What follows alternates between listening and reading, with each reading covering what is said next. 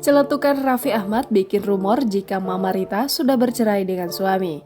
Kabar tak sedap menimpa Rita Amalia yang merupakan mertua dari Raffi Ahmad. Ibu kandung Nagita Slavina tersebut diisukan telah bercerai dengan suaminya, Basuki Wijaya Kusuma.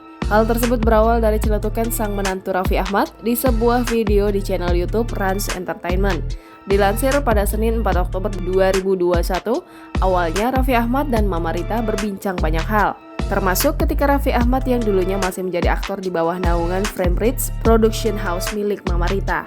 Namun di menit ke-28, tampak Mama Rita menyampaikan harapannya untuk anak cucunya termasuk menantunya Raffi Ahmad. Lalu Raffi Ahmad pun iseng menanyakan rencana Mama Rita di usia yang sudah hampir 60 tahun ini. Mama Rita pun langsung mencolek sang menantu mendengar celetukan Raffi Ahmad.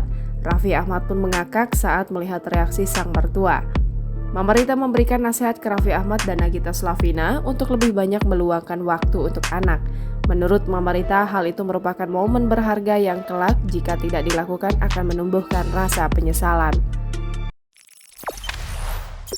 Jangan lupa subscribe, share, komen, dan like ya!